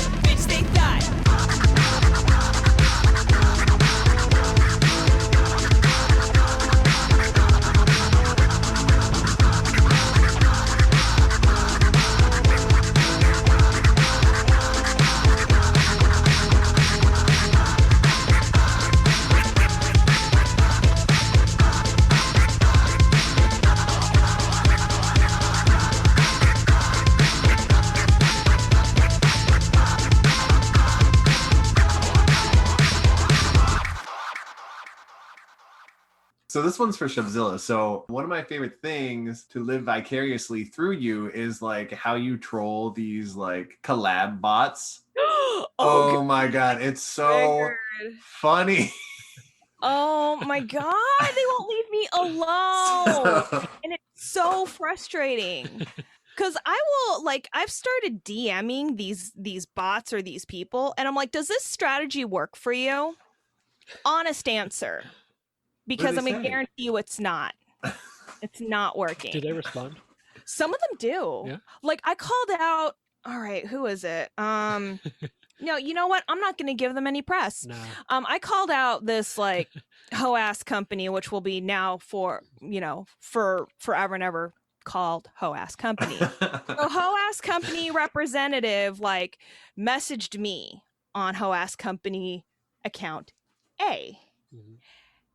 Account B also like posted on one of my stream selfies. And so I messaged them both with the same message they sent me from the other things. And I was like, I need to know why this is a cut and paste formula. You are disingenuous. This is not how you entice people to purchase or partner with you. Why are you doing marketing like this, Paul? And of course, they're just like, well, this is an account for this or whatever. They gave some bullshit reason. They didn't apologize. I'm offended. And they just left it at that. And I was like, do not message me again. In fact, I will do you the favor of blocking you. Oh. So you're blocked. Both accounts. Yeah, both accounts. I was floored by these. And what's weird is that I don't know, like I'll try doing it without the hashtags to see if that'll make a difference, which would suck. But I'm just gonna experiment and see how that goes. They're definitely searching hashtags. That's how they're finding people. A word. But I mean, a lot of folks, like especially on Twitter, I'm not seeing a lot of hashtags anymore. So really? I'm gonna see if it's changing then. Yeah, I'm gonna see if it makes a difference. Yeah, like a bunch of, and maybe it's because they're kind of like opine pieces, so they're not really for any sort of like advertisement or whatever. But yeah, these bots, like some of these folks, like I think the latest one, somebody had messaged me the collab DM like fucking 8 minutes after I post the damn glamour shot. And I message back, I'm like, really? 8 minutes? And they like respond with like a few emojis. Yes. And I'm like, did you look at my page or did you look at just this selfie? And then they're like, all of your page is lovely. And I'm like, then you would understand that not only do I not support this sort of marketing, but I screen cap these interactions and I shame you for doing this. And I thought about tagging the accounts and stuff, but again, I don't want to give them any more press than I already do. Like, this is a blessing. Like, this is a blessing that they're getting this much attention. But I was not appreciative of that because it's like, look, if I wanted to find you out, I'd look you up and I would do a recommendation. I would, word of mouth or like through an influencer or whatever. And if these folks really wanted to collab with me, they'd hit up the DMs, they'd tell me what they're about, etc. versus this like cut and paste nonsense. Right. So like I subscribe to a beauty subscription box. If I ever see any of those brands in my subscription box, I might cancel. Oh my God. They won't make it that far. They better not. They better not, because I will like at BoxyCharm and be like, so I'm canceling because you have the audacity to put these posts on when they have been harassing not only me, but possibly other folks that appreciate skincare and makeup for collabs. Mm-hmm. I'm insulted. Fix this. You have a month. Oh, no. Thank you, and immediately. Like, oh, my God. Is renewed on the 24th. This is how many days you have until... Exactly. It's like, you have this many days to figure it out. And, I mean, with a lot of these, they give you brands, and they're like, hey, what brands do you want? And I swear to the Lord God Almighty Esquire, if any of these brands show up, like, folks will hear about it to the heavens. Because I can't, like, I mean, it's such poor marketing. It's so disingenuous. It's true, yeah. Right? Like, I don't mind interacting with brands and with folks and what have you, but I mean, be cool. Right. Like, give me something to work with. Hey, nice selfie or whatever. Hey, this is a really great color, or I don't know, something. Right. Need improvement. Your eyeliner's crooked. I don't know. I'll still block your hoe ass because it's not. I have to imagine it must get better. Like, the more your fan base grows, I bet you start to get, I mean, you probably have more to weed through because they're still going to message you, but you'll probably get like more realistic ones as you grow. I mean, there are a couple. You have to, right? Like, there has to be real people that really do that, and they're actually, making connections and trying to build. There are a couple of folks that are also like beauty aficionados that will be like, oh, this look is fire. And I'm like, cool, thank you. And I'll like look them up and whatever. And if if like I vibe, then I'll hit the follow or whatever. So more of those interactions are coming in, which is great. But I have to sift. I'm like, I have to sift through the damn pyrite to get that gold nugget. I Right. can't, but yeah, like that's been a source of my ire lately. And people, like, what's great is that folks that are following me get in on it too, or they're just like, oh my God, DM for a collab or like whatever. And we'll just start mocking and making fun of these bots. I'm like, part of me is really like tempted to like at some of these like cosmetic brands. But again, I don't want to give them that attention. Right. Oh, it's so difficult. One day I'm gonna have a bad day, and it's gonna just happen. Yeah, oh yeah. They think I'm mean now, but yeah. So my last question, which is really two questions, is tell me about Bill Beats for President coming out on voting day, and then what are your guys' presidential pitch? I thought I'd like throw in something thematic like that. I don't know. I'd be the puppet. That would be my. You would be president because it would be Bill Beats. Well, no, president. but I'd be the puppet though I'd let everybody else run. I would just be the face. But okay. So It'd be that realistic. It'd be realistic. Okay, yeah. I mean, I would definitely be your vice president. Like, I feel like I would. Yeah. Makes sense. Like we've worked together for so long that like sometimes all we have to do is give each other a look, or there's just an unspoken thing where we just kind of could read each other. So if I'm like not feeling something, Bill Beats will like step in or what have you. Or if you're side-eyeing, then I'm like, oh, I'm going to let this happen. Because it's one thing if I knock somebody out, but if Bill Beats is upset with you, that's a whole nother level of nonsense that you will never get out of. Oh, no. Problem. Hasn't happened yet, and we don't want it to. Yeah. So please don't. Very true. But Very true. but yeah, like, I don't think you'd be a puppet. You'd have, I don't know. You would have a very chill like campaign. It would be pretty chill. Yeah. I don't think I'd win. Why? You're approachable. I'd be too chill. No. That's perfect. They want though. that drama. That's why the drama people win. That's every time. No, but like we're tired of that. Like the societies are tired of that. Time, but recently. Yeah, I mean it's exhausting. It's exhausting, the drama. So they're like, oh wow, like you're actually like a very kind human being that creates results and has these great ideas for things. Wonderful. Let me write you in. Sure. I mean, granted, we wouldn't be able to like travel in the same plane together anymore, or at least for 4 years. That's true. I get the gold plane. You do get the gold plane. You get Air Force One, and I just get coach, which is fine. I don't put coach. I don't mind. It's a little cramped, but that's okay. It's fine. But what would your campaign slogan be? I don't know. I'm not sure. I haven't thought this out. I just like the ring of it. I like really the Bill Beats for President kind of plays off of the multiple groups that I work for or work with and DJ for and produce for and like all of that and like kind of how it's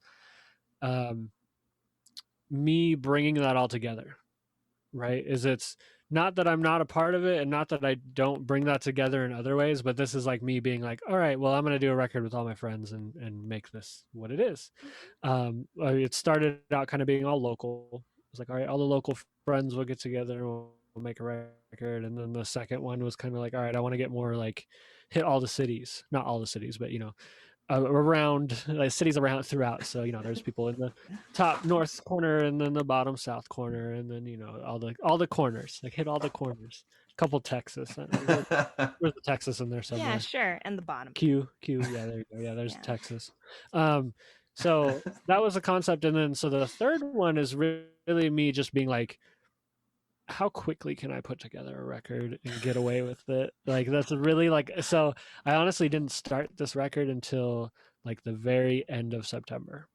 So it's like pretty much like, all right, I'm going to sit down. I'd been thinking about it for months, to be fair. It wasn't like I just randomly was like, I should do this. I'd been thinking about it and kept putting it off. We were doing the beat battles. So I was like, okay, that's taking up time of working on other projects. And then it hit the beginning of October, end of September. And I was like, okay, I'm going to start this. And then, of course, we announced the K-Murdock battle. And I was the one that was like, can you give me a month? Like, give me 1 month, and then we could do this, right? And I didn't tell anybody. I was like, I don't want to let anybody know why, but it was because I was trying to finish this record. Oh, okay. I pretty much gave myself like a 2-week deadline to finish all the beats. And then that would give me the time to send it out to all the artists that I wanted to work with and give them barely any time to record something and send it back to me. So I'm doing very well. Like, the record is happening for sure. So we made it this far. I was able to announce it was happening. There was that chance that maybe I didn't get anything back and there would be no record. But since I announced it, it's happening. But yeah, like the concept of the record, there's really no concept behind this one. There really hasn't really been a concept behind any of them. It's really just me and a bunch of the people that I respect, like, okay, I respect you as an artist. Are you willing to be on this? Connections we've made over the years from traveling and meeting all these artists and other groups that I work with. There's a group called the Enclave, which is Kadesh Flow. And then the other artist is Andrew the Only and Atlas, and they're both out of Atlanta. Obviously, Desh is out of Kansas City, and then I'm in Washington. So I'm the real far away person of the group. But we have a little group, so I kind of brought that together. I was like, all right, let's do a song with the 4 of us, and then just touching base with all the people like Protestant Testament, who is somebody that I've done a couple songs with her at this point, but she's just really good. And I was like, I got to get you on this record. Artemis, who is the one that jumps on to the Monday streams with us. I work with him all the time. And kind of the joke is both of our last names are Thompson. So it's like we have a group that we haven't released anything yet, but we're working on something called the Thompson Brothers.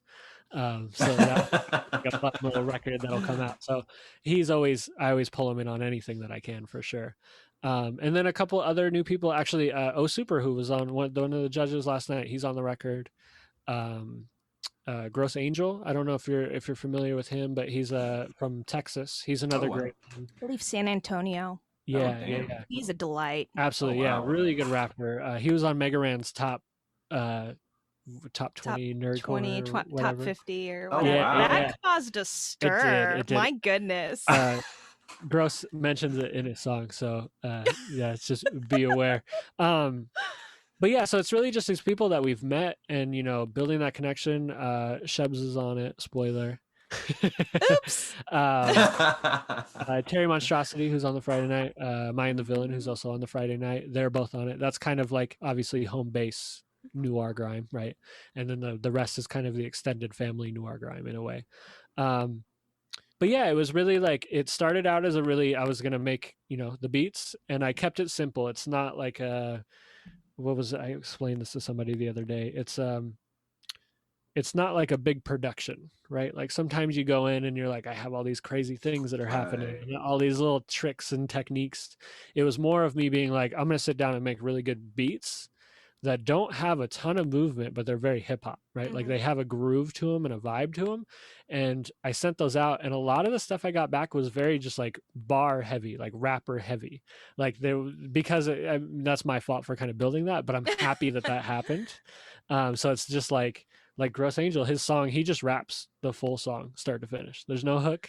He's just like, I'm just gonna rap this whole thing. It's just one big verse. And I'm like, okay, that's perfect. I'm so excited for that's perfect. Yeah. Song. So like the simplicity of the music, kind of bringing it back to like, this is just raw rap music, and with like no real frills. Like it's just like, we're just making rap music. And then the cover, kind of the same thing. I was taking the photos to I was gonna Photoshop myself into kind of like an old like 60s or 70s era like flyer, like a campaign flyer. And then as I had the photo, I was like, well, the rest of this record is real simple. What if I just use the photo? Mm-hmm. So like the whole thing has kind of been like, all right, this is what I was able to make in a month. I'm really happy with it. I'm excited for people to listen to it. I'm excited that people are even excited about it.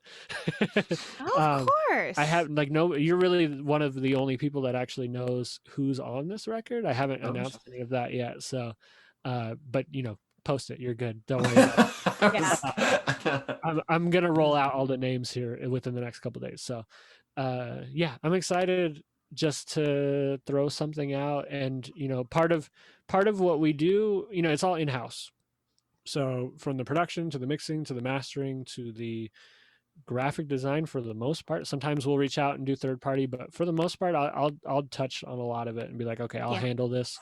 Video stuff, like all of it. So one of the big things is I'm trying to figure out the marketing, right? Like that's the next step in music creation, right? Is how do I market this? So I'm kind of using this record also as like a test unit.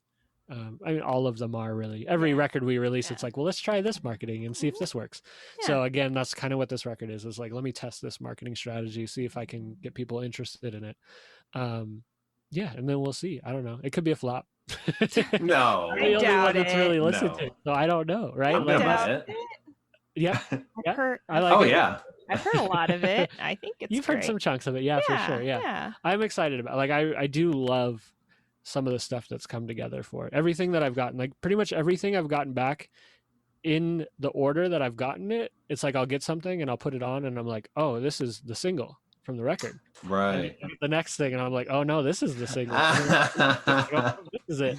So like, and by single I don't mean like radio friendly single. It's just like my favorite, right? Like a new favorite one from the record. Because the whole record's very not commercial, right? Like it's like I said, it's very just straight across rap beats with rappers rapping on it. So there's not a lot of catchy hooks. But yeah, no, I'm excited for it. There's some good stuff. I really won't know the record until it's out, I guess is the best way to put it. Is I see it in a certain way, but I really don't know how it's gonna interact with everybody once they get to listen to it. But yeah, I'm excited. I am too. From what I've heard, it's amazing. And I'm not saying that because Bill Beats is my partner. I'm just saying that because it is. Duh. It's all the people that are on it, really.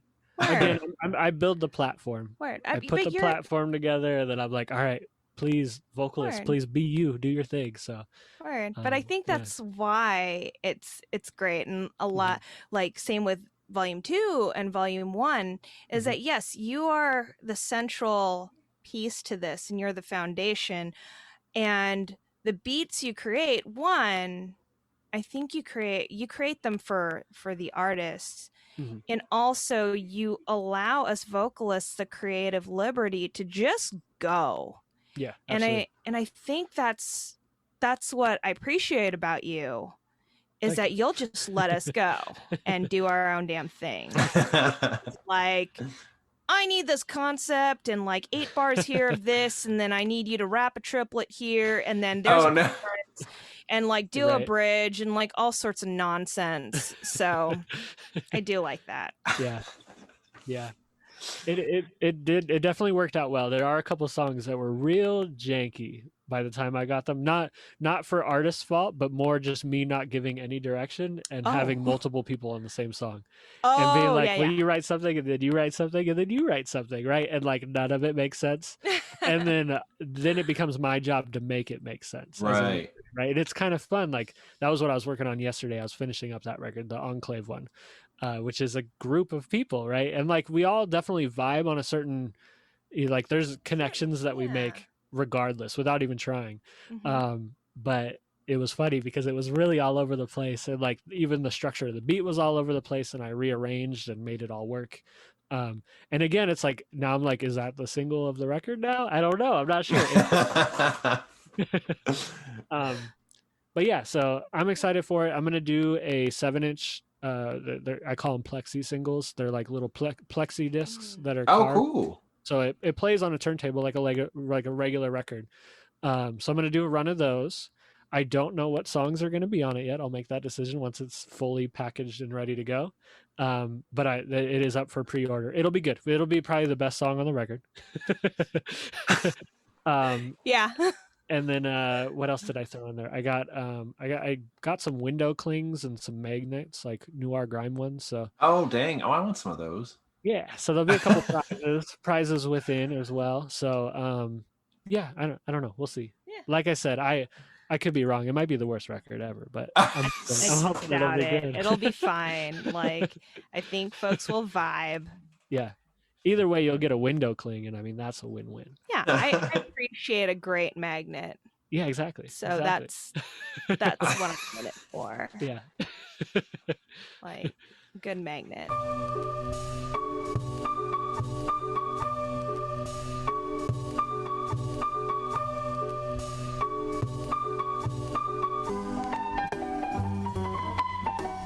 Why don't folks believe me when I call it how I see it? Picking at decisions made, then saying how I feel ain't shit.